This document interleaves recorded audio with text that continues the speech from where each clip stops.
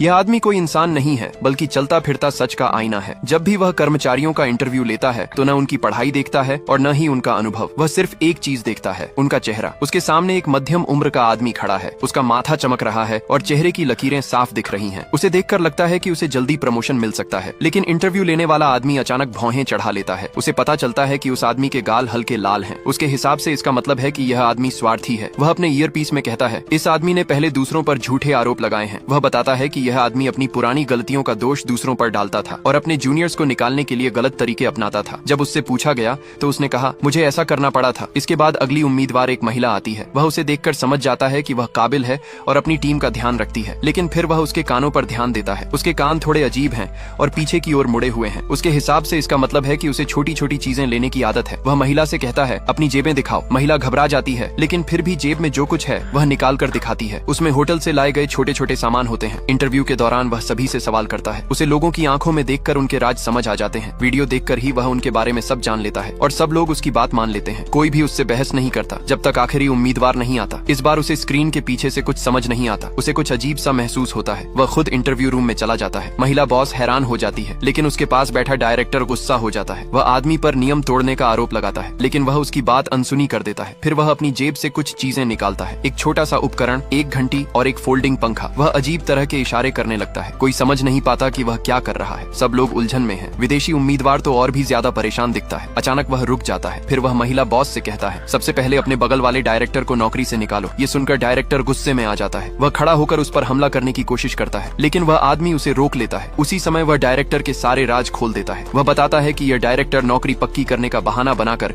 महिला कर्मचारियों को परेशान करता है। वह उनके घर तक जाकर उन्हें डराता और गलत काम करता है। अगर वे मना करती हैं तो वह उन्हें अकेला पड़वाने की साजिश करता है और काम निकल जाने के बाद उन्हें नौकरी से निकाल देता है। डायरेक्टर घबरा जाता है क्योंकि ये सब सच होता है। इस आदमी का नाम एडवर्ड है। वह दक्षिण कोरिया का बहुत मशहूर शमन है। कई अमीर और ताकतवर लोग उसकी इज्जत करते हैं। वे उसकी हर अजीब हरकत को भी एक रिवाज मानते हैं और उसकी हर बात को मानते हैं। वह लोगों के लिए ताबीज बनाता है। लोग उसे दोनों हाथों से लेते हैं और खुशी खुशी उसे करोड़ों रुपए दे देते हैं। एक दिन एक बूढ़ा आदमी उससे मिलने आता है। उसने अपनी पहली पत्नी को छोड़ दिया था और एक जवान लड़की के चक्कर में आ गया था। उस लड़की ने उसका सारा पैसा ले लिया। अब वह एडवर्ड से मदद मांगता है। एडवर्ड उसे एक ताबीज देता है और कहता है कि इस पर लिखे पते पर जाओ और बेसमेंट के उत्तर दरवाजे पर इंतजार करना। जाने से पहले वह उसे चेतावनी देता है, अगर फिर से गलत काम किया तो अंजाम बुरा होगा। बूढ़ा आदमी सुधारने का वादा करता है। फिर वह पुलिस के साथ वहां पहुंचता है। पुलिस उस लड़की को पकड़ लेती है जिसने उसे ठगा।